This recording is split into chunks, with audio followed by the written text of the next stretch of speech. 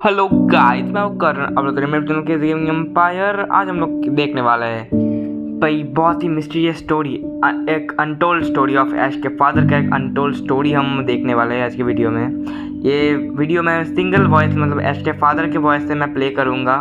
So let's begin to the video and like कर दो।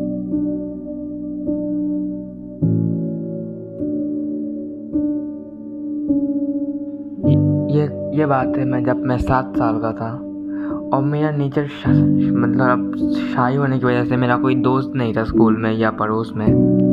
मेरे कोई दोस्त नहीं थे, इसलिए मैं कभी किसी से घुल मिल नहीं पाता था और हमेशा घर में अकेले बंद रहता था। मैं जब मैं लगभग 1 या 2 साल का था तभी मेरी मॉम का डेथ हो चुका था और मैंने ठीक था उसका चेहरा भी देखा भी नहीं था 2 साल पहले जब मैं 2 साल का था। और इस वजह से मेरे पापा भाई मेरा ख्याल रखते थे हर वक्त, बट वो हर वक्त नहीं कर पाते थे ये, क्योंकि वो पोकेमॉन ट्रेनिंग भी करते थे, हमारे घर के लिए काम भी करते थे। और मेरे 1-2 दोस्त मेरे बहुत मजाक उड़ाते थे क्योंकि मैं स्पोर्ट्स में उतना अच्छा नहीं था और पढ़ाई में मैं अच्छा तो था ही नहीं एकदम जब मैं था। बट इस टाइम पे मैंने पोकेमॉन ट्रेनिंग का वही समय नहीं आया था, क्योंकि किसी एक बच्चे को पोकेमॉन ट्रेनिंग शुरू करने के लिए लगभग 10 साल का होना पड़ता है। मुझे उनका बातों का बहुत बुरा लगता था, बट मैं इग्नोर कर देता था। मुझे एक चीज़ में बहुत इंटरेस्ट था जो कि है पोकेमॉन ट्रेनिंग। मुझे भी बड़े होकर एक पोकेमॉन ट्रेनर बनना था। फाइनली मैं 10 साल का हो चुका था और मेरा पोकेमॉन जर्नी में निकलने का समय आ चुका था। इस टाइम मैंने अपने पापा से पूछा कि मैं पोकेमॉन जर्नी में जा सकता हूँ, और अपने पापा भी पोकेमॉन को बहुत पसंद करते थे, इसलिए उन्हें भी मैंने जाने के लिए अलाउ कर दिया उन्होंने। उस दिन मैं बहुत खुश था क्योंकि मैं अपने ड्रीम्स को मतलब पूरा करने के लिए जब पोकेमॉन फिर रोक के लैब पे जाता हूँ, क्योंकि मैं स्टार्टर पोकेमॉन लेना था मेरे, और मैंने चूज़ किया था चार्मेंडर। मेरा पोकेमॉन को ट्रेन करने का कोई एक्सपीरियंस नहीं था, इसलिए चार्मेंडर भी मेरी बात नहीं मानता था। चार्मेंडर मेरी कोई बात नहीं मानता था, इसलिए मुझे विरिडियन फॉरेस्ट से निकलने में भी 4 दिन लग गए, क्योंकि कभी मेरे पास पीजी अटैक करते थे, कभी कुछ स्पियोटोस मेरे को अटैक कर देते थे। और विरिडियन सिटी से निकलने से पहले मैंने कुछ पोकेमॉन भी पकड़ लिए थे, जैसे कैटरपी और वीडल। और ये टाइम था मेरा फर्स्ट जिम बैटल का। मैंने जितना सोचा था ब्रॉक उससे भी ज़्यादा ताकतवर था, क्योंकि मेरे कैटरपी और वीडल बहुत कमज़ोर थे और चार्मेंडर भी मेरी बात नहीं मानता था। इसलिए मैंने सोचा मैं कुछ और ज़्यादा पावरफुल पोकेमॉन को पकड़ूंगा और फिर से ब्रॉक को चैलेंज करूंगा। मैंने कुछ पोकेमॉन को पकड़ने के बाद ब्रॉक को हरा दिया और बाकी 3-4 पोकेमॉन जिम लीडर्स को हरा दिया। तब मैं बहुत ज़्यादा ओवर कॉन्फिडेंट हो गया और मुझे ये बात पता नहीं था। जब जैसे जैसे मैं जिम लीडर को हराते ही नेक्स्ट वाला जिम लीडर और ज़्यादा स्ट्रॉन्ग होने लगता है, तब मुझे समझ आया और ज़्यादा स्ट्रॉन्ग जिम लीडर्स को हराने के लिए मुझे और बहुत ज़्यादा ट्रेनिंग करना पड़ेगा। जब मैं ट्रेनिंग कर रहा था मुझे बहुत एक अजीब सा कुछ महसूस, और मैंने इसे वहम समझ के भाई इग्नोर कर दिया। बट वापस 3-4 बार फिर से ये मुझे फीलिंग आया, मुझे महसूस हुआ। तब अचानक से मैं उस फीलिंग की तरफ बढ़ता गया और मैं जानता ही नहीं था मैं क्यों बढ़ रहा हूँ। और जब मुझे पता चला ये क्या था, ये फीलिंग ला रहा था लुकारियो से।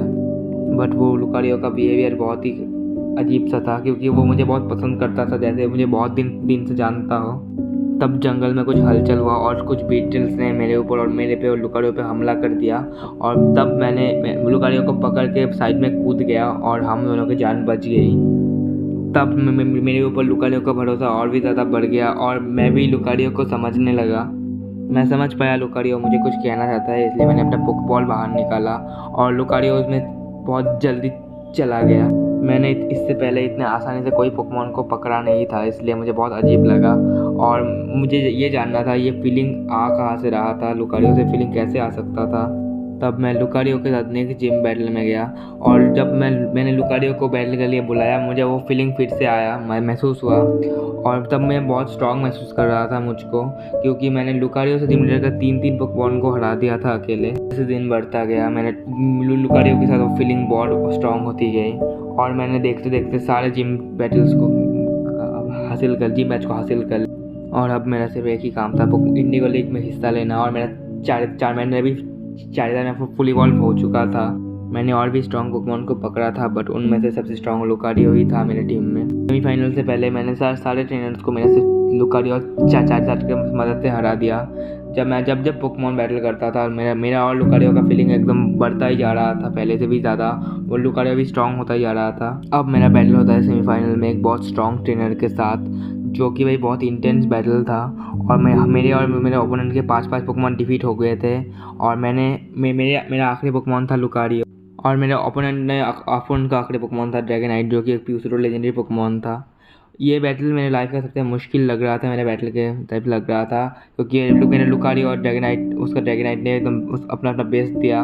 मुझे एक टाइम ऐसा लग रहा था ड्रैगनाइट ने लुकारियो को हरा दिया है, बट एक टाइम पे लुकारियो ने एक बहुत जायंट ऑरा स्पेयर ड्रैगनाइट पे मारा, और ड्रैगनाइट उस ऑरा स्पेयर को झेल नहीं पाया और उस जगह पे फेंट हो गया। जब मैंने ड्रैगनाइट को हराया और लुकारियो से फिर से मुझे वो फीलिंग आया, जो कि एकदम पीक लेवल पे था, एकदम हाईएस्ट लेवल पे पहुंच चुका था वो। अब मेरा बैटल होता है फाइनल ट्रेनर के साथ, जो कि था इंडिगो लीग का चैंपियन लैंड। और लैंड्स के 2 पोकेमॉन ने मेरे 4 पोकेमॉन को हरा दिया था, जो कि था लैप्रेस, स्नोलैक्स, गेंगार और अलकस। मेरा सारा उम्मीद टूट गया था कि मैं मैच को जीत पाऊंगा। तभी लैंड्स अपना 3rd पोकेमॉन ड्रैगनाइट को चूज़ करता है, और मैं भी चूज़ करता हूँ मेरे चारिज़ार्ड को। और मेरे चारिज़ार्ड के पास बहुत सारे ड्रैगन टाइप्स के मूव्स थे, इसलिए मैंने उसका ड्रैगनाइट को 3rd पोकेमॉन ड्रैगनाइट को बहुत ईजिली डिफीट कर दिया मैंने चारिज़ार्ड से।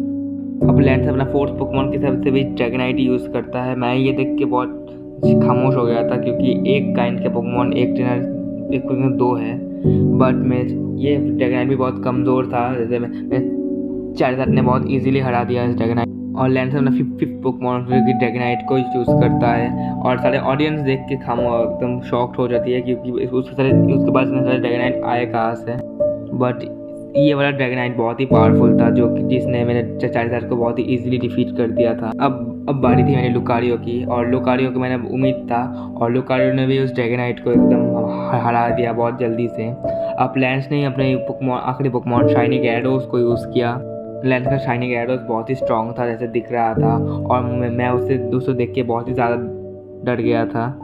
ये बैटल बहुत ही इंटेंस जा रहा था, क्योंकि कभी gyarados हारता हुआ दिख रहा था और कभी लुकारियो हारता हुआ दिख रहा था। तब मैंने और लुकारियो अपना पूरा बेस्ट दे रहे थे। तब लैंड्स ने तो बोला अब मैच को ख़त्म करने का समय आ गया, और तब वो अपने gyarados को बहुत तगड़ा हाइपर बीम यूज़ करने को बोलता है। वो देख के मैं बहुत ज़्यादा डर जाता, और मैंने लुकारियो को ऑरा स्पेयर मारने बोला, इसलिए 2 मूव्स कोलाइड हो गए और एक बहुत ज़्यादा धमाका हुआ और साथ धुआं फैल गया। इसलिए मैंने अपने आँखें बंद कर ली। तब ऑडियंस बहुत ही ज़्यादा फायर अप हो जाती है, क्योंकि मुझे देख के ही लगा था कोई एक खरीद चुका है। और जब मैं आंखें खोलता हूँ तब मैं दिखता है शाइनी gyarados गिरा पड़ा है, और मेरा लुकारियो उस जगह पे भी टिका हुआ है। और मुझे यकीन ही नहीं हुआ कि अब मैं एक चैम्पियन बन चुका हूँ अब। और लैंड्स मेरे साथ हैंडशेक करने आता है और मुझे बोलता है तुम कैंटो रीजन के न्यू चैम्पियन हो। और तब मुझे यकीन होता है कि मैं सच में मैंने लैंड्स को हरा दिया है। तब सारी ऑडियंस फायर अप होगी, और लैंड्स ने मेरे हाथ पे कप दे दिया कैंटो रीजन का। अब मैं कैंटो का न्यू चैम्पियन बन चुका था।